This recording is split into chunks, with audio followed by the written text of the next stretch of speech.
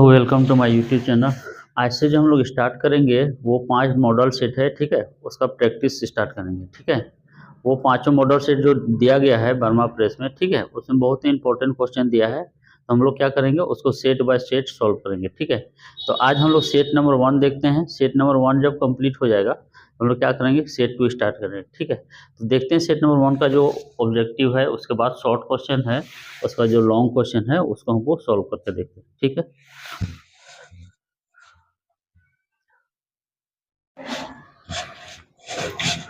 तो मेरा जो फर्स्ट क्वेश्चन है वो है, ठीक है, फर्स्ट क्वेश्चन है P X is equal to X square minus क्या है 27, ठीक है।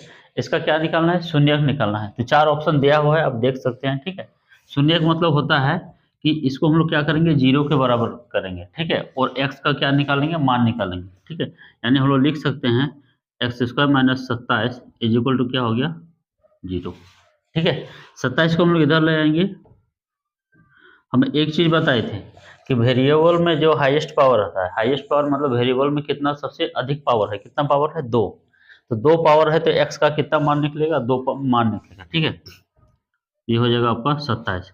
जब हम लोग स्क्वायर हटाएंगे तो क्या हो जाएगा रूट 27, ठीक है। चलिए, रूट के आगे क्या होता है, रूट के आगे होता है प्लस माइनस, ठीक है। अब हम लोग देखते हैं कि हम लोग 27 को क्या लिख सकते हैं, 27 को लिख सकते हैं 9 गुना 3, ठीक है। तो 9 का वर्गमूल निकल जाएगा, 9 का वर्गमूल निकल जाएगा, ठीक है। 9 का वर्गमूल निकल जाएगा 3। और ये चूंकि जोड़ा इसका नहीं मिल रहा है इसलिए इसको हम लोग छोड़ देते हैं, ठीक है। यानी x का जो 2 वैल्यू निकला, क्या क्या निकला, x का 2 वैल्यू, पहला वैल्यू निकला +3 और दूसरा हो गया -3√3, ठीक है। नेक्स्ट हम लोग देखते हैं ऑब्जेक्टिव नंबर 2।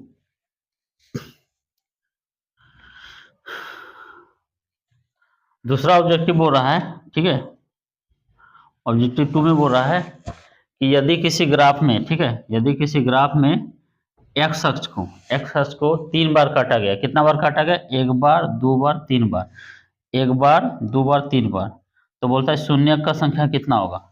तो हम बोले थे कि एक्स अक्ष को जितना बार काटा है, कितना बार काटा है, 1 बार, एक यहाँ 2 बार, एक यहाँ 3 बार, तो इसका शून्य कितना होगा, इसका जो शून्यक होगा, शून्यक की संख्या कितना होगा 3, ठीक है। तो फर्स्ट वाला के आंसर देख लेते हैं, फर्स्ट वाला का आंसर होगा बी, इसका आंसर होगा बी, इसका आंसर होगा 2 का ए, ये हो जाएगा आंसर, ठीक है। सबका 4 ऑप्शन दिया है, इसका बी होगा, इसका ए होगा, ठीक है। नेक्स्ट हम लोग क्वेश्चन नंबर 3 देखते हैं।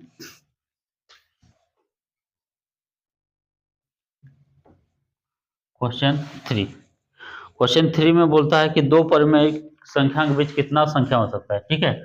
2 परिमेय संख्या के बीच कितना संख्या हो सकता है हम लोग चेक करते हैं, ठीक है। 2 परिमेय संख्या हम लोग सपोज मान लिए, एक है 1, एक है 2, ठीक है। अब देखते हैं कि इसके बीच कितना संख्या है। तो हम लोग लिख सकते हैं 1 के और 2 के बीच जो संख्या है क्या है, 1.1 है, 1.2 है, 1.3 है, 1.5 है, ठीक है, 1.6 है, 1.7 है, 1.8, 1.9, इससे चलते चलते 2, ठीक है। तो हम लोग कितना देख रहे हैं, 1 2 3 4 5 6 7 8 9 है, ठीक है। तो क्या ये लिमिट है, नहीं, ये लिमिट नहीं है, ठीक है। हमको 1 और 2 के बीच चाहिए, 1 और 2 के बीच हम लोग ये भी लिख सकते हैं 1.01, 1.02, 1.03, ठीक है, 2 तक इस तरह भी लिख सकते हैं 1.001, 1.002, 1.003, ठीक है। तो कहने का मतलब है हम लोग 1 और 2 के बीच जो है अनंत संख्या निकाल सकते हैं, ठीक है। कितना संख्या निकाल सकते हैं, अनंत संख्या, यानी 2 परिमेय संख्या के बीच, ठीक है, 2 परिमेय संख्या के बीच कितना संख्या होगा, अनंत संख्या होगा, ठीक है। कितना संख्या होगा, अनंत संख्या। यानी इसका जो आंसर हो जाएगा, ये हो जाएगा, आंसर हो जाएगा इसका डी। 3 ऑब्जेक्टिव हम लोग सॉल्व कर चुके हैं। नेक्स्ट है 4।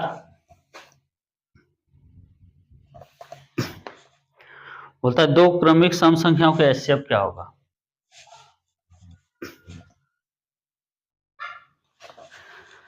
क्या है नेक्स्ट क्वेश्चन, 2 क्रमिक सम संख्याओं का एचसीएफ क्या होगा। ठीक है, 2 क्रमिक संख्या, क्रमिक मतलब होता है लगातार। ठीक है, लगातार हम लोग सम संख्या कुछ भी ले सकते हैं, 2 और 4 को ले सकते हैं, 4 और 6 को ले सकते हैं, 10 और 12 को ले सकते हैं। हम लोग छोटा ही लेते हैं। ठीक है, एक मान लेते हैं 2 और दूसरा है 4। निकाल देखते हैं इसका एचसीएफ। इसको लिखते हैं 2 गुना 1, 4 को क्या लिखेंगे 2 गुना 2। ठीक है, एचसीएफ का मतलब होता है, एचसीएफ का मतलब होता है कि दोनों में जो कॉमन है, तो दोनों में कॉमन क्या है, यहाँ भी 2 यहाँ भी 2। ठीक है, तो यही हो गया मेरा आंसर।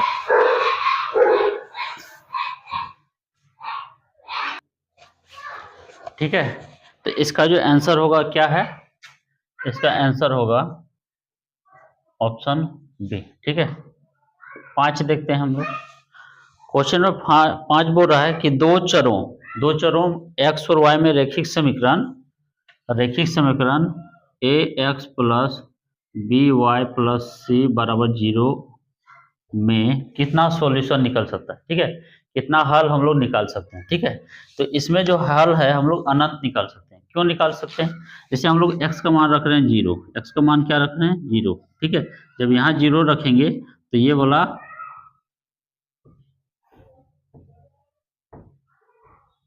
ठीक है, ये तो 0 हो गया, यानी हम लोग का जो है बी वाई इक्वल टू हो जाएगा -c, यानी y इक्वल टू हो जाएगा -c/b। ठीक है, अब हम लोग क्या रखते हैं, x इक्वल टू 1 रखते हैं।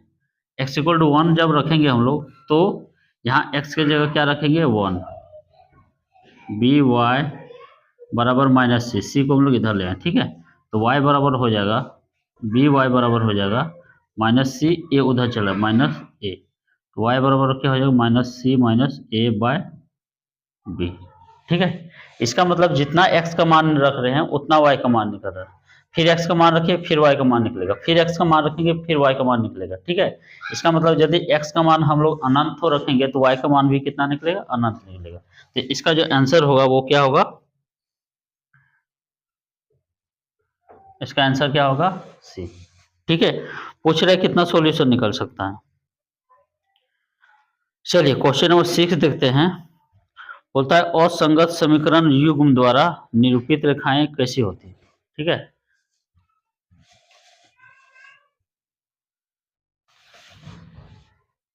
असंगत समीकरण किसको कहते हैं, असंगत समीकरण का मतलब होता है कि दो रेखा यदि पैरेलल हो जाए, क्या हो जाए, पैरेलल। ठीक है, इसको क्या कहते हैं, असंगत समीकरण।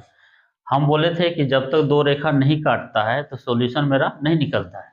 जैसे एक रेखा ये है, एक रेखा ये काटा है, यानी एक बिंदु पे काटा है, तो x का मान 1 ठो निकलेगा, y का भी मान कितना निकलेगा, 1 ठो निकलेगा।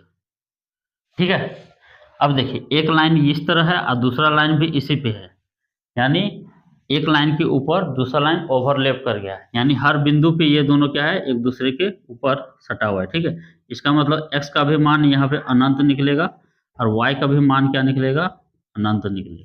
ठीक है, तो असंगत समीकरण का मतलब होता है ये दोनों लाइन जो है एक दूसरे को नहीं काट रहा है, नहीं काट रहा है तो इसमें कोई सॉल्यूशन नहीं निकलेगा। ठीक है, तो इसका आंसर क्या होगा, इसका आंसर होगा 6 का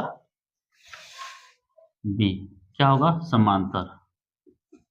समांतर का केस में, ठीक है, दो लाइन जब समांतर होता है ना x का मान निकलेगा ना y का मान निकलेगा, इसी को कहते हैं असंगत समीकरण। ठीक है, चलिए नेक्स्ट हम लोग देखते हैं।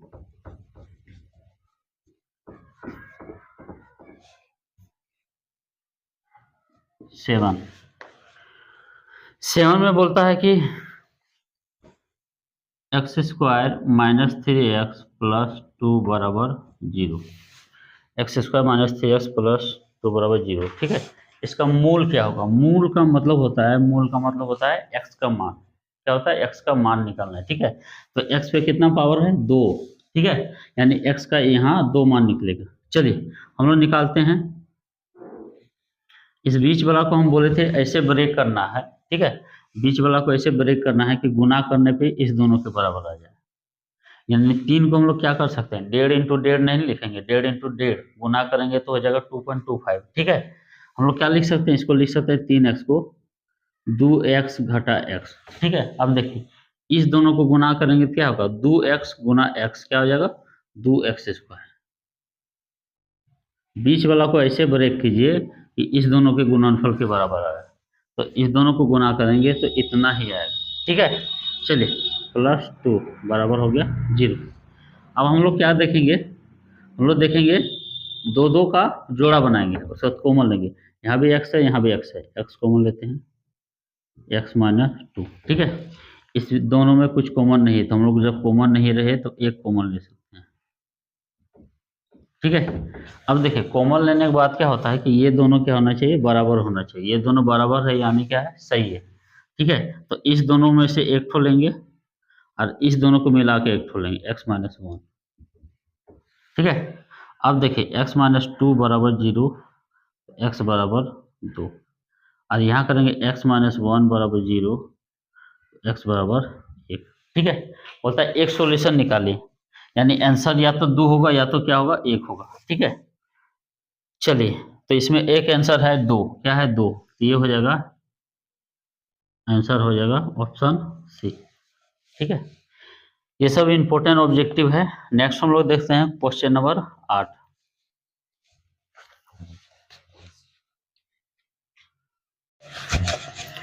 क्वेश्चन 8 बोल रहा है कि दो लगातार विषम धनात्मक पूर्णांक ज्ञात करना है। धनात्मक पूर्णांक का मतलब होता है पॉजिटिव नंबर। ठीक है, दो ऐसा संख्या निकालिए, पॉजिटिव नंबर ऐसा ज्ञात कीजिए जिनका वर्गों का योग कितना है, 290। तो वर्गों का योग का मतलब होता है पहला संख्या का वर्ग करेंगे, स्क्वायर करेंगे। ठीक है, और जोड़ दूसरा संख्या का क्या करेंगे, स्क्वायर करेंगे। तो इसको हम लोग क्या करेंगे, लॉन्ग प्रोसेस से नहीं बनाएंगे, ऑप्शन से ही बना सकते हैं। जैसे ऑप्शन पहला है मेरा 15 और 17। ठीक है, कैसे बनाएंगे, हम लोग 15 का स्क्वायर करेंगे और 17 का स्क्वायर करेंगे और दोनों को क्या करेंगे, जोड़ देंगे। देखते हैं कि आता है कि नहीं मेरा 290। ठीक है, कितना आना चाहिए, बोला है फर्स्ट का स्क्वायर और जोड़ सेकेंड का स्क्वायर करेंगे तो कितना आना चाहिए, 290। ये कंडीशन है। ठीक है, चलिए हम लोग क्या करेंगे, इसका स्क्वायर करेंगे तो इसका इकाई अंक आएगा 5, इसका इकाई अंक क्या आएगा 9। ठीक है, तो जोड़ेंगे तो कितना हो जाएगा, 9 5 14, यहाँ पे लास्ट में क्या है 0। ठीक है, यानी ये पॉसिबल नहीं है। थोड़ा सा हम बता देते हैं, इसका स्क्वायर मतलब हो गया 15 का स्क्वायर 225 और 17 का स्क्वायर होता है 289। ठीक है, 170, हाँ ठीक है 289। ठीक है, इन दोनों को जोड़िए, इकाई इकाई 9 5 कितना हो गया 14, और यहाँ पर इकाई अंक कितना है 0, यानी ये पॉसिबल नहीं है। ठीक है, बी देखते हैं, बी में मेरा है 9 और क्या है 11, 9 का स्क्वायर 81 और इसका हो जाएगा 121। ठीक है, दोनों का इकाई जोड़ते हैं कितना आ रहा है 2, यहाँ इकाई कितना है 0, यानी ये भी पॉसिबल नहीं है। ठीक है, इकाई क्यों जोड़ रहे हैं, क्योंकि इकाई से जोड़ेंगे ना जी, फिर दाएं दाएं जोड़ेंगे, फिर सैकड़ा सैकड़ा जोड़ेंगे, तो इसका इकाई है 0, तो लास्ट ये दोनों का जोड़ का भी इकाई 0 होना चाहिए। चलिए ये भी नहीं है। सी हम लोग देखते हैं, ये है 13 और ये है 15। ठीक है, इसका होगा 169 और जोड़ ये हो जाएगा 225। देखिए 9 5 कितना आ रहा है 14, यानी ये भी नहीं होगा। ठीक है, डी देखते हैं, डी में है मेरा 11 और क्या है 13, 11 का स्क्वायर 121 और 13 का स्क्वायर 169। ठीक है, देखिए 9 1 कितना आ रहा है 10, इसका इकाई जोड़ेंगे तो कितना आएगा 0, इसका भी क्या आ रहा है 0, यानी यही मेरा क्या होगा, सही होगा। ठीक है, जोड़ के देख लीजिए, 6 2 8 1 9 1 1 2। ठीक है, कौन सा नंबर होगा मेरा 13 और 15, लगातार संख्या है, 13 के बाद क्या है 15 है। ठीक है, विषम पॉजिटिव नंबर चाहिए था, ये भी विषम है, ये भी विषम है, दोनों का स्क्वायर का जोड़ कितना आ रहा है 290। नेक्स्ट हम लोग देखते हैं क्वेश्चन नंबर 9। ठीक है, क्वेश्चन नंबर 9 बोलता है कि कौन सा एपी में है।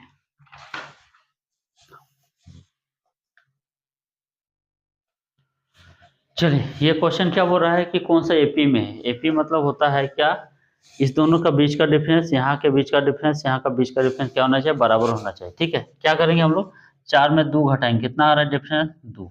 ठीक है, अब क्या करेंगे, 8 में 4 घटाएंगे, कितना डिफरेंस आ रहा है, 4। ठीक है, देखिए यहाँ ये दोनों का अंतर आ गया 2, ये दोनों का अंतर आ गया 4, यानी ये मेरा एपी में नहीं है। ठीक है, चलिए यहाँ घटाते हैं, इस दोनों को घटाते, 3 घटा 1 कितना आ गया, 2। इस दोनों को घटाते हैं, 9 घटा 3 कितना आ गया, 6। यानी ये दोनों का अंतर 2 है, ये दोनों का अंतर कितना है, 6 है। ये भी मेरा एपी में नहीं है। ठीक है, इसको घटाते हैं, -6 घटा -10, -6 घटा -10। ठीक है, -6 जोड़ 10। ठीक है, कितना आ गया, 4।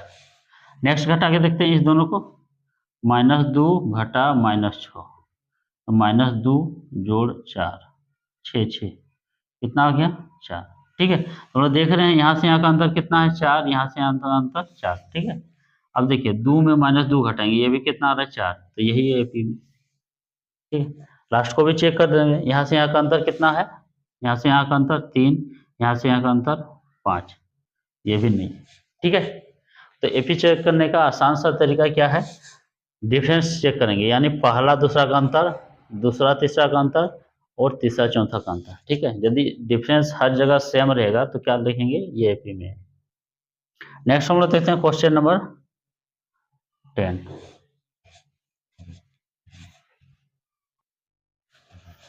बोल रहा है इसका क्या निकालना है, 18वां पद। 18वां पद मतलब ये हो गया पहला पद, ये हुआ दूसरा, ये हो गया तीसरा, ये हो गया चौथा। ठीक है, 5वां 6ठा 7वां 8वां 9वां, इस तरह एक तो 18वां पद भी होगा, उसी को क्या करना है, फाइंड करना है, निकालना है। ठीक है, चलिए हम बताए थे 18वां पद निकालने का मतलब होता है ए, 18वां पद का मतलब होता है a + 17d, a + 17d। ठीक है, ए किसको बोलते हैं, ए बोलते हैं फर्स्ट को, फर्स्ट जो पद है उसी को बोलते हैं ए, और 17 गुना डी।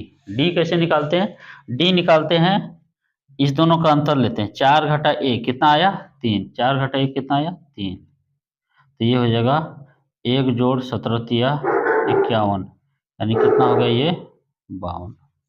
ठीक है, देख लीजिएगा ये कौन सा ऑप्शन में है। चलिए नेक्स्ट हम लोग 11 नंबर देखते हैं।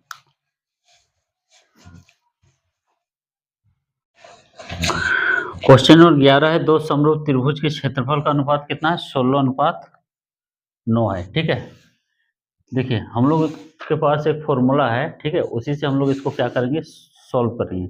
बोलता है कि यदि दो त्रिभुज समरूप होता है, मान लेते हैं कि दो त्रिभुज है, एक है ए बी सी, ठीक है, एक दूसरा त्रिभुज है पी क्यू आर। ठीक है, ये दोनों यदि समरूप है, ठीक है, तो बोलता है कि इस त्रिभुज का एरिया, त्रिभुज ए बी सी बटे एरिया त्रिभुज पी क्यू आर।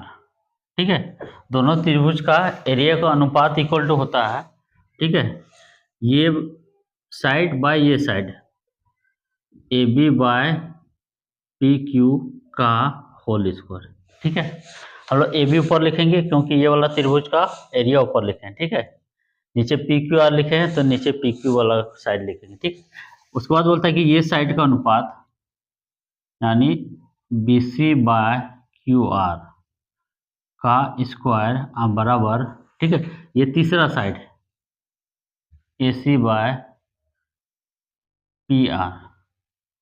ठीक है, ये क्या होता है, आपस में क्या होता है, बराबर होता है।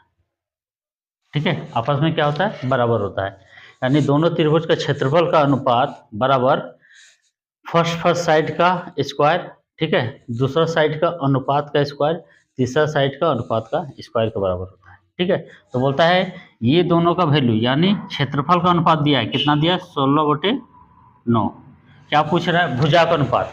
हम लोग किसी एक को ले लेते हैं, ये वाला ले सकते हैं, इसके बराबर ये ले सकते हैं, इसके बराबर ये भी ले सकते हैं। ठीक है, क्योंकि चारों आपस में क्या है, बराबर है, और इसको लेते हैं A B by P Q का स्क्वायर। ठीक है, स्क्वायर हटाएंगे तो क्या होगा, स्क्वायर हटाएंगे तो इधर हो जाएगा रूट 16/9। ठीक है, 16 का वर्गमूल 4 और 9 का वर्गमूल 3, यानी भुजा का तो जो अनुपात होगा, भुजा का अनुपात क्या होगा, 4/3। ठीक है, 4/3 किस में दिया है, ये दिया है ऑप्शन सी में, ऑप्शन सी, यही हो जाएगा इसका आंसर। ठीक है, तो इसे हम बता देते हैं, दोनों त्रिभुज के क्षेत्रफल का अनुपात लेना है, पहला का क्षेत्रफल बटे दूसरा का क्षेत्रफल बराबर फर्स्ट साइड का अनुपात लेके स्क्वायर करना है, दूसरा साइड का अनुपात लेके स्क्वायर, अनुपात मतलब बटा है, ये बटा ये, ठीक है, स्क्वायर करना है, और तीसरा साइड का भी बटा लेके क्या करना है, स्क्वायर करना है। ठीक है, तो ये मेरा निकल गया। नेक्स्ट क्वेश्चन कितना क्या है, क्वेश्चन नंबर 12।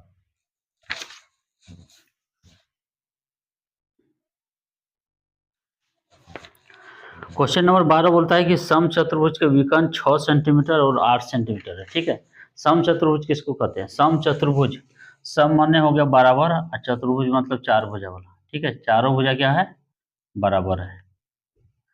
ठीक है, तो इसका जो विकर्ण दिया है कितना दिया है, एक दिया 6 सेंटीमीटर, ये दिया है कितना 6 सेंटीमीटर, एक दूसरा विकर्ण दिया है,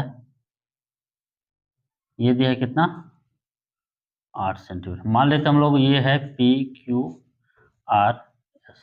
ठीक है, सम चतुर्भुज का नियम होता है कि चारों भुजा क्या होता है आपस में बराबर, सम माने बराबर और चतुर्भुज मतलब चार भुजा। ठीक है, यानी कि पी क्यू बराबर क्यू आर बराबर आर एस बराबर पी एस, चारों भुजा क्या होता है बराबर।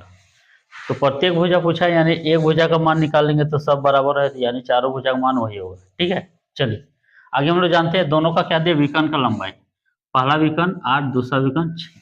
ठीक है, इसका एक नियम है कि ये दोनों विकर्ण आपस में कितना डिग्री में काटता है, 90 डिग्री में। कितना डिग्री में काटता है, 90 डिग्री। ठीक है, पहला। और दूसरा नियम है कि आधा आधा डिवाइड होता है, यानी 6 है तो यहाँ हो गया 3 और इधर हो जाएगा 3। ठीक है, 6 है तो इतना 3 होगा, इतना 3 होगा। उसी तरह 8 है तो इतना 4 होगा, इतना 4 होगा, ये हो गया 4, ये हो गया 4। ठीक है, यानी इसको अगर हम लोग हटाएंगे तो ये फाइनली मेरा इस तरह आ जाता है, ये 3 सेंटीमीटर और ये हो गया 4 सेंटीमीटर। ठीक है, हमको क्या चाहिए, ये भुजा चाहिए। ठीक है, पी एस चाहिए। तो हम लोग जानते हैं कि इस भुजा को निकालने के लिए क्या चाहिए, पी एस बराबर हम लोग लिख सकते हैं रूट अंडर, ठीक है, इसका स्क्वायर, 4 का स्क्वायर, ये समकोण त्रिभुज बन गया। तो 4 का स्क्वायर 16 और 3 का स्क्वायर 9, 16 जोड़ 9 कितना हो गया, रूट 25, यानी कितना निकल गया 5। ठीक है, यानी प्रत्येक भुजा, ये भुजा का लंबाई कितना आया 5, तो ये भी 5 होगा, ये भी 5 होगा, ये भी 5 होगा। ठीक है, कौन सा ऑप्शन है, ये है ऑप्शन सी। ठीक है, ये था। क्वेश्चन नंबर 13 देखते हैं, दो अक्षों के प्रतिच्छेदी बिंदु को क्या कहते हैं। ठीक है, क्वेश्चन नंबर 13, दो अक्ष मतलब क्या होगा जी, ये हो गया y अक्ष, ये हो गया x अक्ष, y dash x x dash. ठीक है, दो अक्ष, यानी ये पहला अक्ष हो गया और ये हो गया दूसरा अक्ष, जहाँ पे प्रतिच्छेद किया, यहाँ पे काटा, इसको क्या कहते हैं। ठीक है, इसको हम बताए थे, इसको बोलते हैं हम लोग मूल बिंदु। क्या बोलते हैं, मूल बिंदु। ठीक है, निर्देशांक क्या होता है 0 0। इसका ऑप्शन हो जाएगा, ऑप्शन इसका हो जाएगा बी। ठीक है,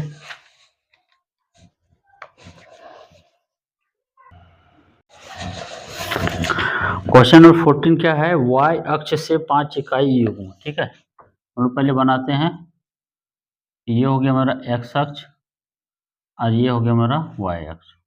ठीक है, और x अक्ष पर एक बिंदु P है। ठीक है, बोलता है y अक्ष, ये है y अक्ष। ठीक है, इससे 5 इकाई पर एक 5 इकाई युग्म, यानी 5 इकाई दूरी पर। ठीक है, 5 इकाई यानी ये हो गया y अक्ष, 1 इकाई, 2 इकाई, 3 इकाई, 4 इकाई, ये हो गया 5 इकाई। ठीक है, यानी हम लोग लिखेंगे 1 2 3 4 5, ऐसे लिखते हैं। बोलते यहाँ पे एक बिंदु P है, क्या है P है, तो इसका क्या निकालना है, निर्देशांक। निर्देशांक मतलब होता है x और y का मान निकालना। ठीक है, तो हम लोग क्या निकालेंगे, x और y का मान। तो हम लोग जानते हैं कि इस अक्ष में किसका वैल्यू रहता है, x का। किसका वैल्यू रहता है, x का। इधर x का वैल्यू माइनस में रहता है, इधर x का वैल्यू प्लस में रहता है। ठीक है, तो p कहाँ है 5 पे, यानी x का मान कितना हो गया 5। ठीक है, y का मान क्या होगा, y का मान x अक्ष में कितना होता है 0। ठीक है, कौन सा ऑप्शन में है, ये है ऑप्शन ए में, ऑप्शन ए में। ठीक है, क्वेश्चन नंबर 15 देखते हैं। बोलते हैं साइन ए इक्वल टू है 3/4। ठीक है, तो किसका मान निकालना है, कोसेक की, कोसेक की।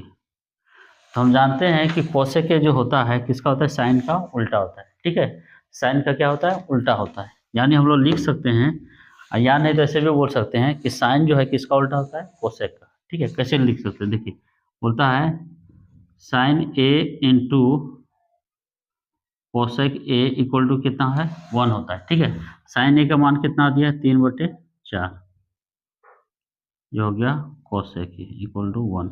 ये यहाँ पे भाग लग जाएगा, कोसेक इक्वल टू 1/3/4। ठीक है, तो ये ऊपर चला जाएगा, यानी क्या निकलेगा, 3/4, सॉरी 4/3। ये ऊपर जाएगा तो यहाँ हो जाएगा 4 और नीचे हो जाएगा 3, 4/3। ठीक है, कौन सा ऑप्शन में है, ऑप्शन ए। ठीक है, इजी था। साइन का वैल्यू इतना दिया था, कोसेक का इतना निकालना भी नहीं है। ठीक है, साइन का वैल्यू 3/4 है, तो कोसेक का सीधा उल्टा करके लिख देंगे, 4 ऊपर और 3 नीचे। ठीक है, इतना बड़ा करना जरूरी नहीं है। नेक्स्ट क्वेश्चन नंबर 16 है। ये क्वेश्चन है sec a प्लस 10a। ठीक है, और 1 माइनस साइन ए। बताइए किसके बराबर होगा। ठीक है, ये किसके बराबर होगा। चलिए हम लोग सेक को क्या लिख सकते हैं, सेक को लिख सकते हैं 1/cos ए, और 10 को क्या लिख सकते हैं, साइन a/cos ए। ठीक है, और यहाँ सेम टू सेम उतार देंगे। ठीक है, इसका एलसीएम कितना होगा, इसका एलसीएम हो जाएगा cos ए और हो जाएगा 1 प्लस साइन ए, 1 माइनस साइन ए।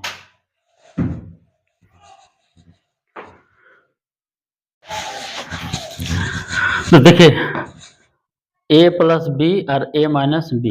ठीक है, क्या है, 1 प्लस साइन ए, 1 माइनस साइन ए। ठीक है, सेम चीज़ है, एक बार प्लस में है, एक बार माइनस में।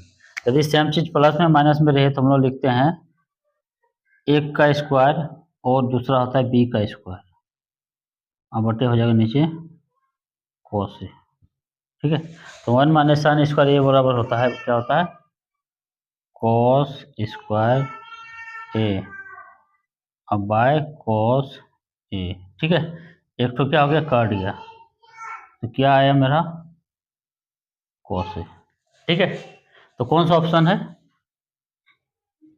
ये है मेरा ऑप्शन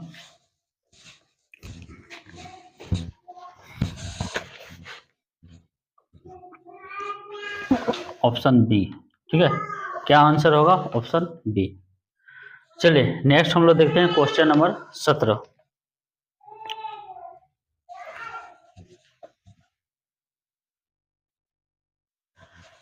देखिए क्वेश्चन नंबर 17 क्या है, 10 ए इक्वल टू क्या है, √3। ठीक है, ए का मान निकालना है। चलिए कैसे निकालेंगे इसको हम लोग, 10 ए इक्वल टू, ठीक है, हम लोग √3 का जो मान है हम लोग देखेंगे 10 में कितना डिग्री होता है। ठीक है, तो हम लोग जानते हैं कि √3 के बदले हम लोग 10 60 डिग्री लिख सकते हैं। क्या लिख सकते हैं, 10 60 डिग्री। 10 60 डिग्री का मान कितना होता है, √3। ठीक है, चलिए इधर 10 है, इधर 10 60 डिग्री है, तो ए बराबर हम लोग लिख सकते हैं 60 डिग्री। ठीक है, कौन सा ऑप्शन है, ये मेरा ऑप्शन है B, option B. Question number 18 देखते हैं। बोलता है जब किसी सीधे खड़े खंभे की छाया और ऊंचाई बराबर है तो सूर्य का उन्नयन कोण का मान क्या होगा। ठीक है, क्या बोलता है, एक खंभा है और इस खंभे का जो छाया है ये, ठीक है, दोनों क्या है, आपस में बराबर है। हम लोग मान लेते हैं ए बी सी। ठीक है, क्या मांग रहा है, ये थीटा का मान, उन्नयन कोण मांग रहा है, उन्नयन कोण। ठीक है, कैसे निकालेंगे? चलिए, बोलता है इसका लंबाई और इसका लंबाई क्या है, बराबर है। हम लोग मान लेते हैं इसका लंबाई x है, तो छाया का भी लंबाई x होगा। ठीक है, तो टेन थीटा बराबर लेते हैं, टेन थीटा बराबर क्या लेंगे, p/b। ठीक है, क्या लेंगे, p/p। p मतलब हो गया कर्ण, यानी हो जाएगा आपका AB, और b मतलब हो गया आधार BC।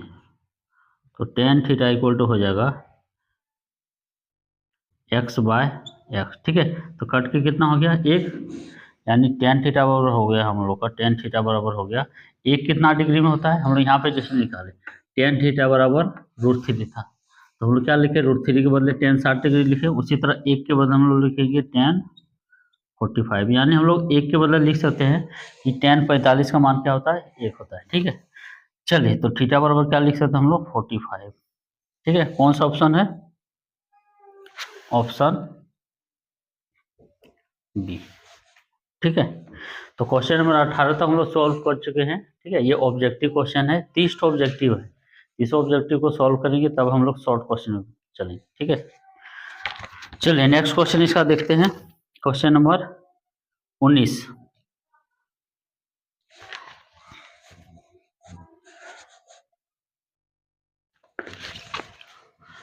क्वेश्चन नंबर 19 बोल रहा है कि अर्धवृत्त का कोण कितने डिग्री का होता है। ठीक है, अर्धवृत्त पर जो है कोण कितना डिग्री का बनता है। देखिए, ये हो गया मेरा अर्धवृत्त। ठीक है,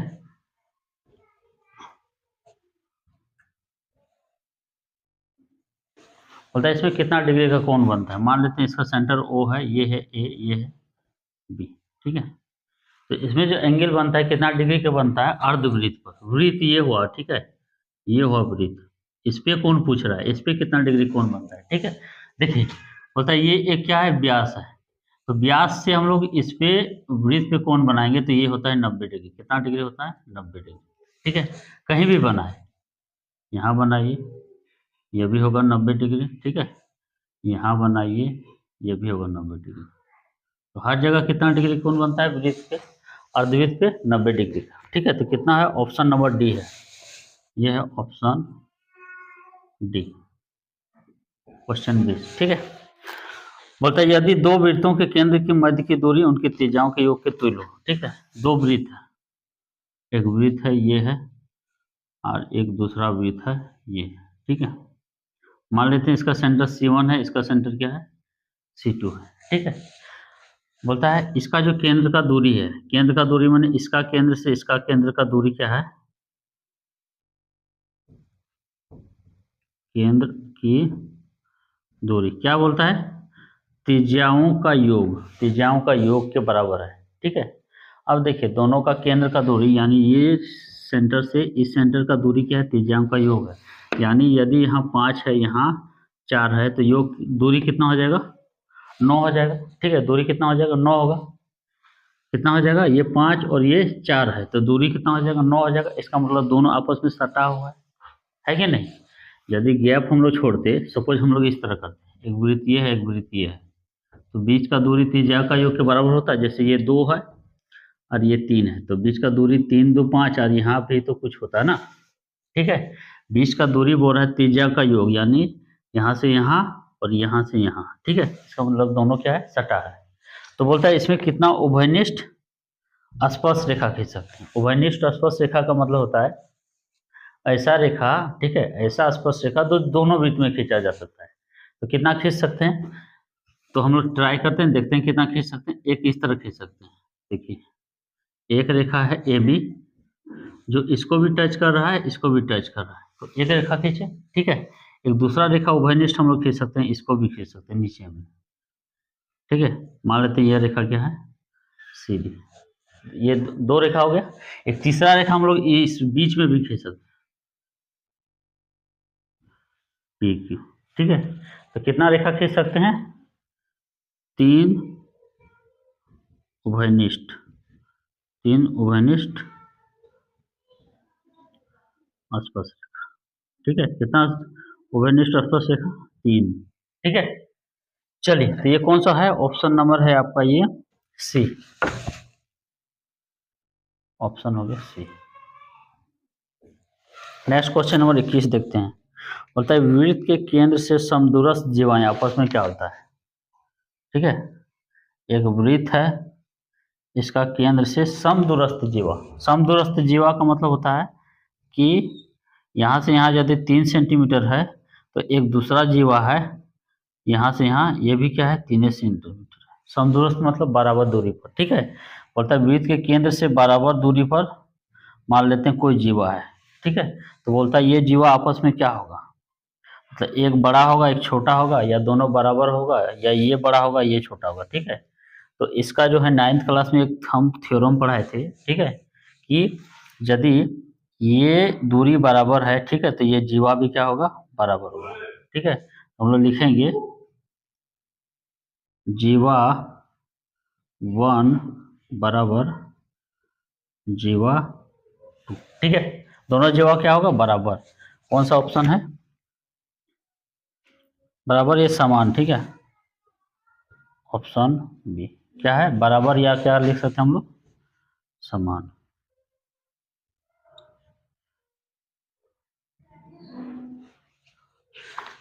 चलिए नेक्स्ट हम लोग क्वेश्चन नंबर कितना देखते हैं 22, 21 तक कंप्लीट हो गया है।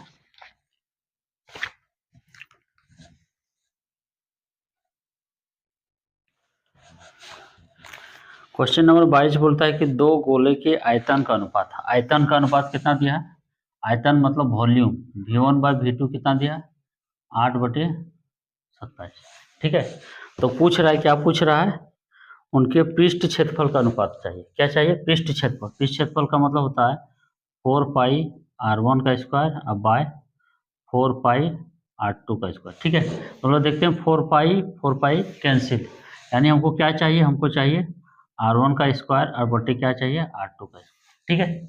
यानी यदि r1 और r2 पता चल गया, दोनों का स्क्वायर कर देंगे, दोनों का अनुपात कर देंगे तो निकल जाएगा, ठीक है। हम लोग यहाँ पे से देखते हैं, चलिए ये हो जाएगा 4/3 पाई r1 पर क्यूब, ठीक है। गोला का आयतन क्या होता है जी 4/3 पाई r क्यूब होता है, ठीक है, 8/27। देखिए 4π कैंसिल, हम लोग लिख सकते हैं r1/r2, दोनों पे q है तो हम लोग दोनों पे q इस तरह लिख सकते हैं, ठीक है। q जब हटाएंगे तो r1/r2 बराबर हो जाएगा 8/27 पे क्या हो जाएगा 1/3, ठीक है। 1/3 का मतलब होता है, हम लोग लिख सकते हैं इस तरह लिख सकते हैं क्यूब रूट 8/27, ठीक है।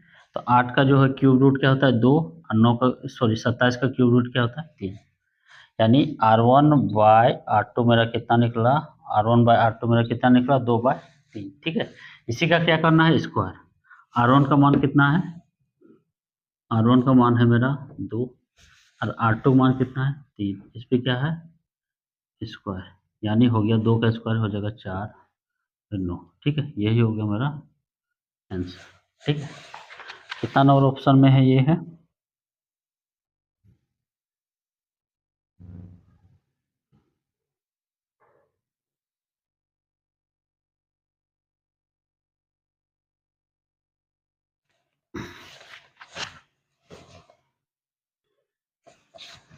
चलिए इसमें जो आंसर दिया है 2:3, ठीक है, ऑप्शन ए दिया है, ठीक है।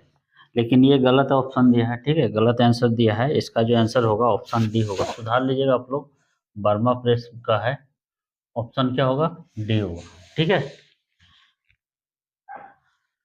2:3 दिया है आंसर। चलिए नेक्स्ट है 23।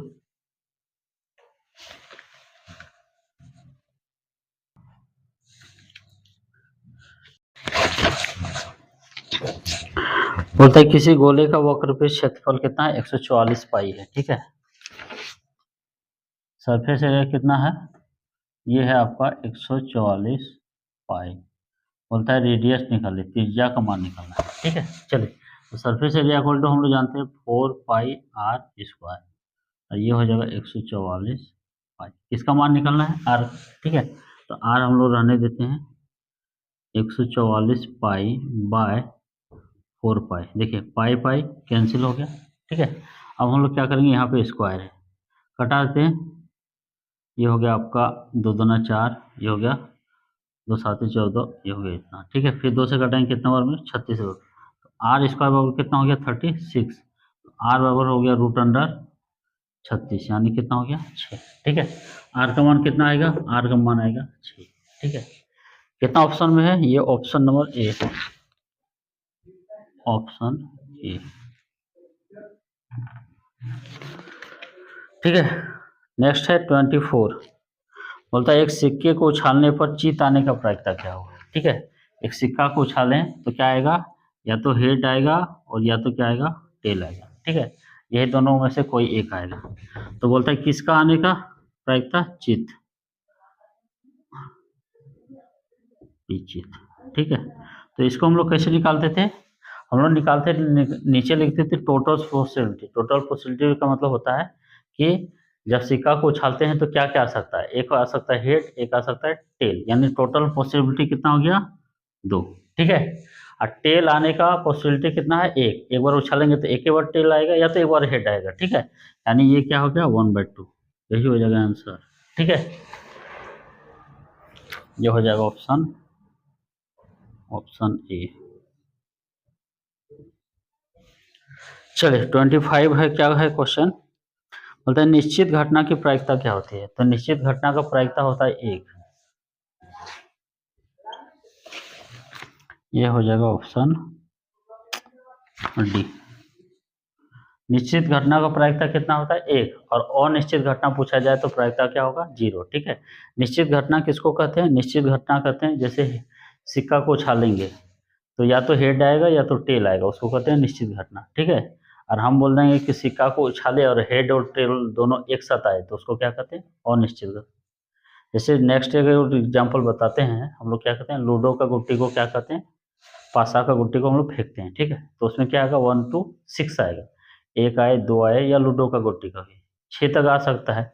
लेकिन हम बोलेंगे 7 आने का प्रायिकता निकालें, तो चूंकि उसमें 1 से 6 है तो 1 से 6 तक आएगा, 7 कभी नहीं आएगा, ठीक है। उसको कहते हैं अनिश्चित। चलिए नेक्स्ट है 26, बोलता है एक पासे को उछाला जाता है सम संख्या आने का प्रायिकता, ठीक है। तो पासे को जब हम लोग उछालते हैं तो सम संख्या क्या क्या आ सकता है, सम संख्या में आ सकता है 2 4 6, यही 3 है, यही तीनों में से कोई चीज आएगा, ठीक है। चलिए तो पॉसिबिलिटी किसका, सॉरी प्रायिकता किसका पूछ रहा है, प्रायिकता पूछ रहा है सम संख्या, प्रायिकता कितना पूछ रहा है, सम संख्या। तो क्या नीचे लिखेंगे, नीचे लिखेंगे टोटल। टोटल का मतलब हो गया कि पासा को जो उछालते हैं तो टोटल कितना पॉसिबिलिटी बनता है, 1 से 6 तक, यानी 6 ठो बनता है पॉसिबिलिटी। तो नीचे लिखेंगे टोटल, यानी 6 लिखेंगे, ठीक है। और सम संख्या अधिकतर कितना आ सकता है, 1 ठो 2 ठो 3 ठो, ये लिखेंगे। यानी कहने का मतलब होता है कि नीचे लिखते हैं टोटल और ऊपर क्या लिखते हैं, जो क्वेश्चन में पूछा गया। क्वेश्चन में क्या पूछा है, सम संख्या। तो सम संख्या कै ठो है, 1 ठो 2 ठो 3 ठो। तो 3/6 कितना हो गया, 1/2, ठीक है। ये कौन सा ऑप्शन में है, ऑप्शन ए।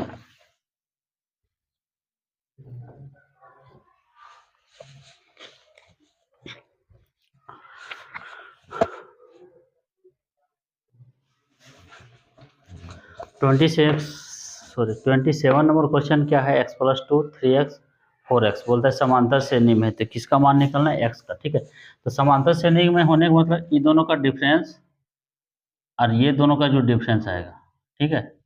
इस दोनों का डिफरेंस और इस दोनों का जो डिफरेंस आएगा ये क्या होगा, बराबर होना चाहिए, ठीक है। क्या होना चाहिए, बराबर होना चाहिए, तब ये क्या है, समांतर श्रेणी में। चलिए हम लोग लेते हैं D1, यानी 3x माइनस x+2 बराबर क्या लेंगे, इस दोनों का डिफरेंस 4x+1 माइनस क्या है 3x, ठीक है। बराबर क्यों लिए, क्योंकि ये बोलता है कि समांतर श्रेणी में है। तो समांतर श्रेणी में दूसरा घटा पहला जो आता है और तीसरा घटा दूसरा जो होता है, दोनों क्या होता है, बराबर होता है।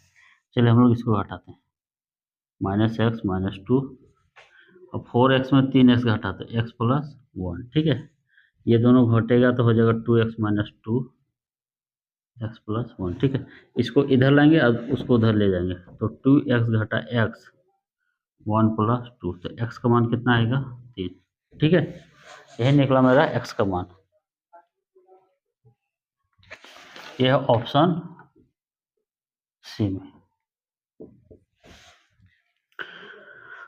28 नंबर क्वेश्चन क्या है, बोलता है 6, 8, 9 x और 13 का माध्य 10 है। ठीक है, किसका 6, 8, 9, 6, 8, 9, उसके बाद बोलता है x प्लस 13 का माध्य कितना दिया है, इसका माध्य दिया है 10 दिया है। ठीक है, तो इस संख्या का ये और ये इसका माध्य 10 देने का मतलब होता है कि हम लोग सबको जोड़े और कई ठो संख्या 1, 2, 3, 4, 5 से डिवाइड किए। ठीक है, सबको जोड़ के 5 से जब डिवाइड किए तो कितना माध्य आया, 10 आया। माध्य कैसे निकालते हैं, जितना संख्या है सबको जोड़ देते हैं और उतना संख्या से हम लोग क्या करते हैं, भाग देते हैं। ठीक है, ये 3 गुना होगा 50 हो जाएगा, 8 से 14, 14 में और जोड़ 9, 23, 23 और 13, 23, 13 हो जाएगा आपका 36 और ये हो जाएगा आपका 50। ठीक है, 50 माइनस 36 तो x का मान हो जाएगा 14। ठीक है, 2 ऑब्जेक्टिव क्वेश्चन बचा है, 29 और 30। ठीक है,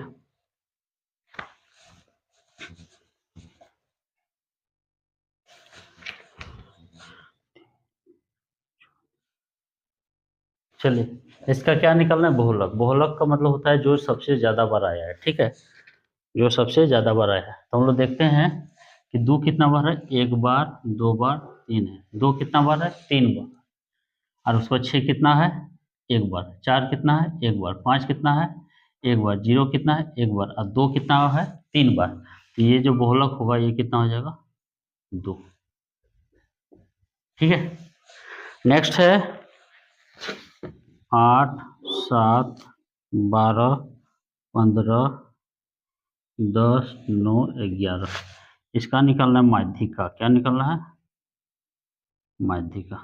ठीक है, तो कैसे माध्यिका निकालते हैं, सबसे पहले हम लोग इसको अरेंज करेंगे। क्या करेंगे, अरेंज का मतलब सबसे छोटा 7, उसके बाद 8, 9, 10, 11, 12, 15।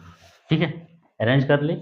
उसका जो बीच में है, बीच में क्या है, देखिए इधर 3 तो छोड़ते हैं, इधर 3 तो छोड़ते हैं, बीच में कितना है, 10। यही हो जाएगा माध्यिका। ठीक है, ये है आपका, ये है ऑप्शन ए और ये है ऑप्शन ए। ठीक है, तो माध्यिका निकालने का 2 मेथड है। यदि सम है, देखिए यहाँ पर गिन रहे 1, 2, 3, 4, 5, 6, 7 विषम संख्या है तो माध्यिका तुरंत निकल जाएगा। सम संख्या रहेगा तो दिक्कत होगा। ठीक है, तो हम ऑब्जेक्टिव बता दिए हैं, 30 ऑब्जेक्टिव था, सारा हम सॉल्व कर दिए। ठीक है, आगे का जो सवाल है शॉर्ट और लॉन्ग